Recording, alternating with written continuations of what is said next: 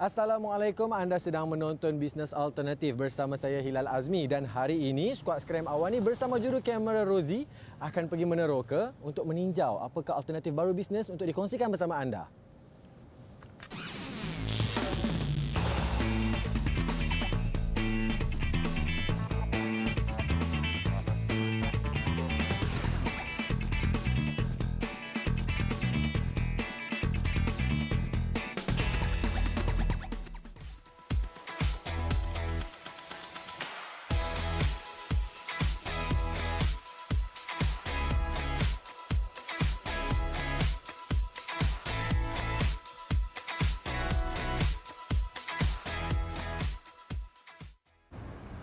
Ya, dan sekarang saya berada di Bukit Jelutong dan saya telah menemui satu bisnes alternatif yang sangat menarik iaitu BB on Wheels, dan bersama saya sekarang ialah Ehsan Ismail iaitu penaung BB on Wheels. Terima kasih kerana sudi menerima jemputan kami. Terima kasih atas jemputan. Okey, Ihsan, kenapa BB on Wheels ni? Macam mana idea dia boleh bermula sebenarnya? Okey, idea BB on Wheels ni adalah bila saya dan saya punya buah hati ulang jantung saya bercadang untuk buat sesuatu secara bersama. Okey. Jadi kita mencari bisnes dan apa yang boleh buat bersama. Jadi kita nampak satu permasalahan yang di sekitar Malaysia. Masalahnya ialah orang kita sekarang ni ada masalah dengan pembantu rumah. Jadi kami telah menubuhkan syarikat yang berasaskan cleaning service, pembantu rumah, bagi membantu pelanggan-pelanggan kami iaitu customer-customer di seluruh Malaysia. Okey. Okey, kayaknya BB on Wheels ni adalah perkhidmatan Pencucian. Pencucian yang macam mana tu? Dia cuci, dia kemas rumah, dia juga buat ironing, dia lipat baju dan dia tolong uruskanlah pentadbiran rumah dalam merasa dalam duration dengan jamnya. Dan dia juga di samping itu kami juga ada bidang-bidang lain macam komersial, macam kita pergi juga kepada sekolah, kita pergi juga kepada office-office kecil. Sekarang ni macam kita tahu banyak office yang hanya run 3-4 orang saja. Jadi dia orang ada office-nya di macam Soho dan juga office di tingkat-tingkat 2. Jadi kita just pergi 3-4 jam dan kita balik. Okey, kiranya BB on Wheels ni adalah satu perkhidmatan yang menyediakan pembantu pembersih yang macam ada ni lah pembantu rumah tapi versi sejam 2 jam ni. Ya, ya. Okey. Dia part-time cleaners lah dia panggil. Part-time cleaners Okey. Kiranya part-time cleaners ni pula macam mana?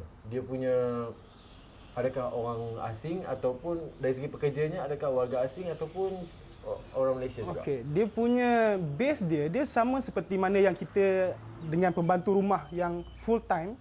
Kita pakai pekerja asing sebab tak ada, saya rasa sukar untuk kita cari warga negara kita untuk bekerja di rumah.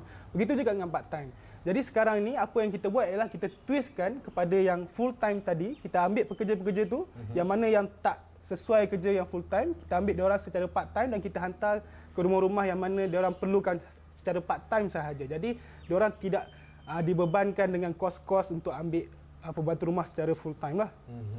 Okey, jadi untuk memulakan bisnes yang macam ni, okey, modal dia besar tak Asal? Pada permulaannya kita suka-suka saja kita buat macam saya cakap tadi, saya dengan saya punya kawan saya punya partner saya buat, kita pakai kereta sendiri. Jadi kita hanya cari pekerja yang mana boleh kita legaliskan dia. Okey. Lepas tu kita just run lah dengan 2 orang permulaannya. Okey. Kita mula dulu dan kita asasnya ialah saya tak ada pembantu rumah untuk mak saya. Ni rumah keluarga, ni saya tak ada pembantu rumah. Jadi saya ambil dia orang ni di samping untuk training dan dia juga boleh membantu mak saya lah kat rumah. Permulaannya. Tapi modal dia tak besar mana? Mungkin dalam lebih kurang berapa ringgit? Saya rasa modalnya less than 1,000 ringgit lah. Saya ingat. Sebab keretanya kita ada.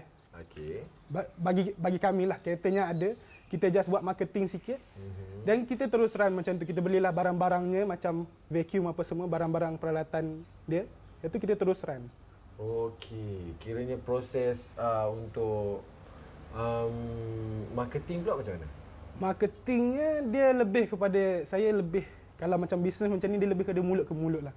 Macam saya bermula dengan sampai sekarang dengan jiran-jiran, dengan kawan mak saya pergi ke kelas mengaji ke apa, dengan kawan-kawannya sampai satu tahap huru-hara hidup kita. Kita pun tak boleh nak cope lagi dengan ni. Jadi di samping marketing yang kita pasang banner apa semua ialah marketing mulut ke mulut. Bila customer satisfied, benda tu akan jadi positif marketing untuk kita lah. Kiranya ini viral secara manual lah, tak perlu social media ke apa. Tapi masih ada social media. Okay, tak apa, kita berehat dulu seketika sebab Ehsan akan kongsikan kepada kita sebentar lagi macam mana proses BB on Wheels berlaku. Kita jumpa lagi selepas ini.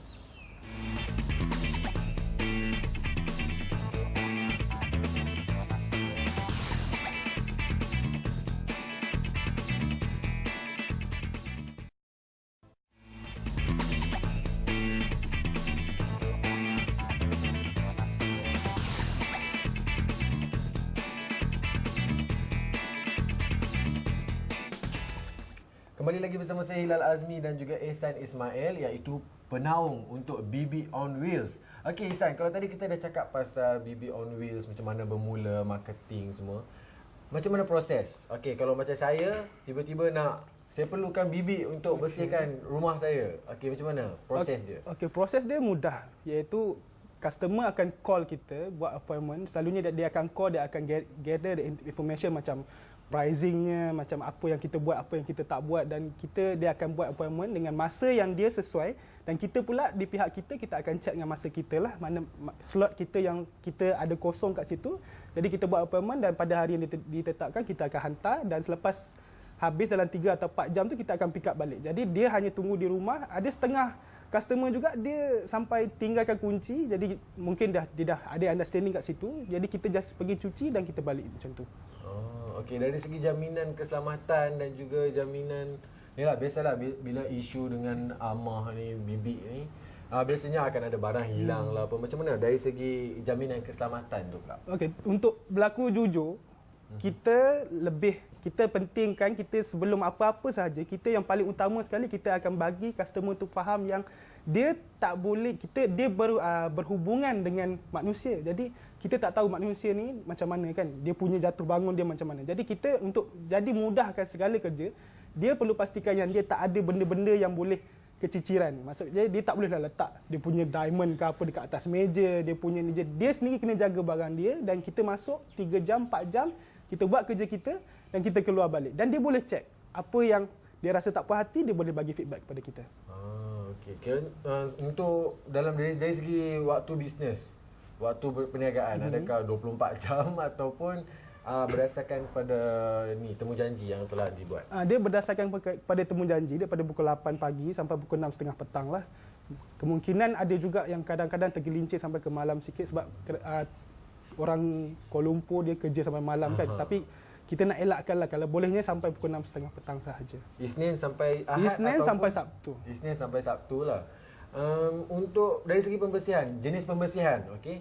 Biasalah rumah ni ada rumah yang bela binatang, ada rumah yang memang bujang. Macam mana? Ada requirement ataupun ada.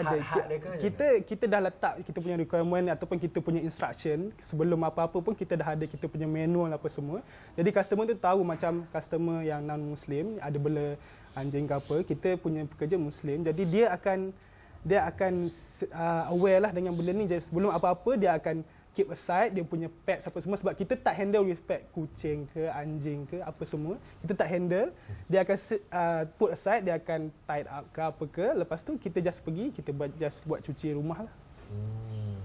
Waktu penghantaran, okey. Yalah, sebab dah menggunakan BB on Wheels ni, waktu temu janji biasanya macam mana pula? Dia selagi boleh, lagi lama, lagi awal dia buat temu appointment tu lagi bagus. Macam kurang-kurangnya 3-4 hari sebelum kepada tarikh yang dia nak tu lah. Pernah tak ada datang ke rumah tiba-tiba pelanggan tak ada kat rumah? Ada. Itu biasalah, itu asam garam niaga lah, benda-benda macam tu. Tapi kita, kebanyakan customer kita adalah customer yang memang dah lama dengan kita. Jadi dia memang setiap minggu, katalah tuan ambil hari Isnin pukul 8, maknanya kata next week Isnin pukul 8 saya akan bawa orang yang sama, pekerja yang sama ke rumah tuan. Jadi tuan tak payah nak ulang, dia pun dah biasa dengan rumah tuan. Jadi semuanya dia akan mudahkan semua kerja lah. Dia dah mudahkan semua kerja lah. Dan sekarang ni, kawasan mana yang mungkin Ihsan dah pergilah untuk membuat perkhidmatan macam ni? Okey, pada mulanya kita pernah pergi, kalau nak kira paling jauh sampai ke Rawang kita pernah pergi. Tapi buat masa sekarang bila dah semakin membesar ni, dia punya routing tu jadi antara masalah yang terbesar. Jadi kita fokuskan buat masa sekarang di kawasan Shah Alam dan di kawasan sekitar Shah Alam lah, macam Kota Damansara, Subang dan sebagainya. Oh, yang penting sekarang ni Shah Alam, Kota Damansara dan Subang, dan kawasan lain mungkin boleh cubalah. Cuba memberi cuba call tengok apa Ihsan boleh bagi perkhidmatan ni atau tidak kan. Okey Ihsan, dalam 2-3 tahun lagi apa yang Ihsan akan nampak? Mungkin wawasan untuk BB on Wheels. Okey, dia sebenarnya macam ni. Saya lagi suka, saya punya impian ialah kami nak bagi orang muda yang sebaya-baya kami untuk meniaga benda macam ni. Tanpa ada franchising fees apa atau sebagainya yang membebankan. Jadi dia datang, kami bagi tunjuk ajar, tapi dia hanya sediakan apa yang dia perlu, macam dia kena ada kereta, dan kami akan tunjuk ajar sampai dia boleh berdikari sendirilah. Kami punya wawasan macam tu. Mungkin di setiap kawasan ada kita punya stationnya. Cuma dari segi jenama mungkin tetap nak guna. Ya, jenama kita akan buat macam licensing macam itulah. Dan kami dah mula berhubung dengan pihak kerajaan lah untuk benda-benda ni. Oh, agak mulia dia punya business planning dia tu. Okey, kalau saya nak guna perkhidmatan ni, di mana saya nak cari? Ada nombor telefon ataupun Facebook ke?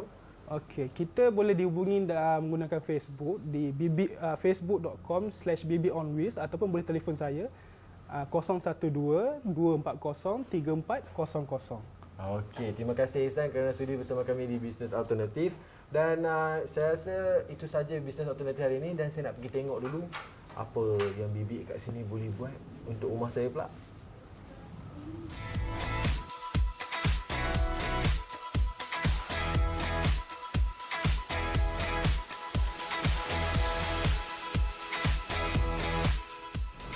Okey, itu saja Bisnes Alternatif untuk hari ini, dan kita jumpa lagi di episod yang akan datang. Bye!